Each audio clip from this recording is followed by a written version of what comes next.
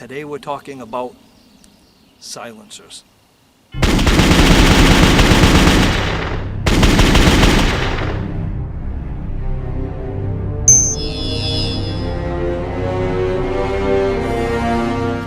So in the last 20 years or so, sound suppressors have become a lot less obscure than they used to be, actually reaching levels that we hadn't seen in the past where they were getting fairly common to use, which is a great thing.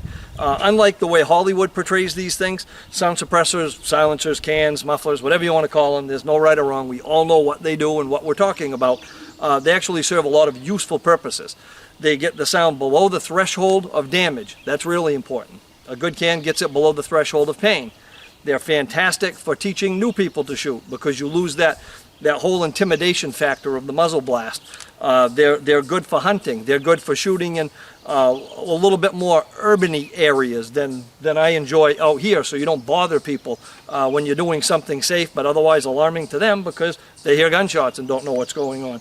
So sound suppressors are a really neat device. They've been around for a very long time. They serve a whole lot of purposes, and I'm excited that they're becoming more of a household name and a common interest than they used to be. They're nowhere near as obscure as they were just even a decade ago. Now, while sound suppressors are receiving a lot of extra attention in the nice glossy gun magazines and in social media, and we all know that they're made to suppress the sound, there are a lot of technical things that people don't know, and there are a lot of words that are thrown around, and I tend to see a lot of people just kind of nodding and going along with it, and I think it would be better if we all understood what was being discussed.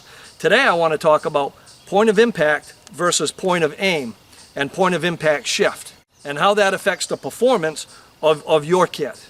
Point of impact shift happens anytime you change anything to do with your barrel. If you add a different muzzle brake, if you add a flash suppressor, to the extreme, if you add a sound suppressor, there is going to be a change in the harmonics, in the vibration of this barrel and the way it throws that pill down range, so there will be a point of impact shift. Now don't be discouraged about that because it is absolutely repeatable. Once you zero with the suppressor on, what I found more often than not are much tighter groups than with an unsuppressed platform. Now some suppressor companies claim 0 point of impact shift. Of the hundreds and hundreds of sound suppressors I've worked with over the last several years, I've only found one can that really didn't shift the point of impact. I've had some that didn't shift it a lot. I've had others that shift it an enormous amount. But the one thing they've all had in common is it's completely repeatable.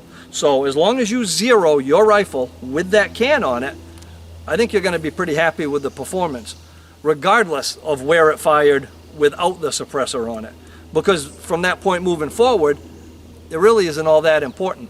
And if it is important, knowing it's repeatable allows you, through the use of a proper sight and a lot of practice, to be able to shoot it suppressed or unsuppressed, even if there is a point of impact shift, just by using the mil-dot system in your sight. So knowing that talk is cheap, here's what I want to do to illustrate that. I want to shoot 5 rounds unsuppressed, not even a muzzle device of any kind, on my BCI Defense Professional Series rifle. Then I'm going to add the Rebel silencers suppressor on it, the SOS-Hunter. Then we're going to take that off and replace it with the Torrent T2 sound suppressor. Then we're going to do the same thing with the Gemtech TREK-T, because I want to see where the point of impact shift comes in with each can and see how it differs from the rifle with no can at all. Now I'm not going to get ridiculously sciencey doing this today. The main reason is because I just returned from the VA and I'm walking on a brand new cortisone injection, which means I'm not running up and down the long range. So I'm only set up at 50 yards here on the pistol range where I can drive back and forth, and cortisone doesn't impede my ability to shoot. Hopefully. If I shoot really bad, we'll blame it on the cortisone, but it shouldn't. And for ammunition, I'm just using Tula 62 grain ammo. First group, top left, no muzzle device at all.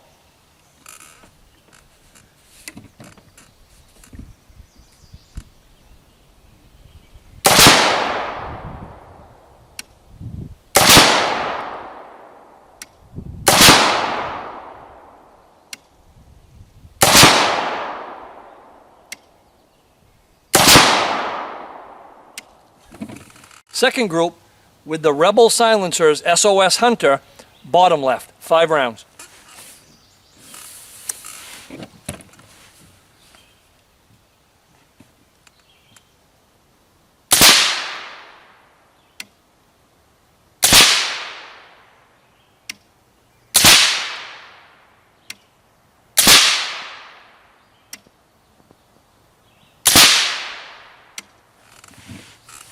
Next, 5 rounds with the Gemtech TREK-T Titanium, and we'll make this the top right.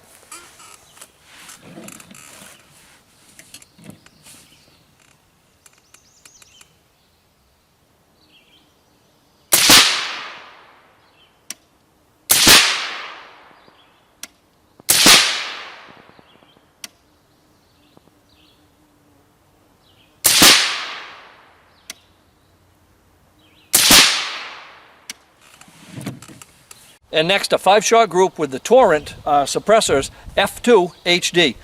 This one will be bottom right side target.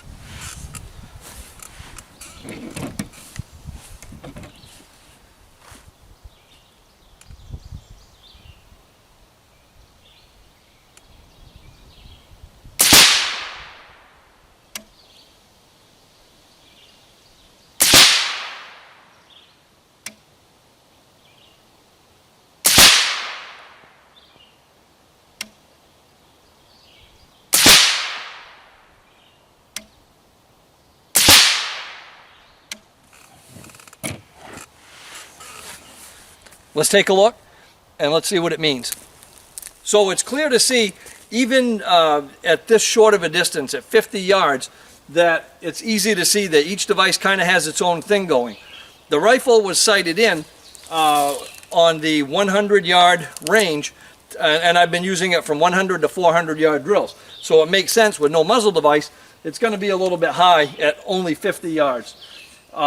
When we put the Rebel Silencers SOS-Hunter on, that brought us right back into the bull area at 50 yards.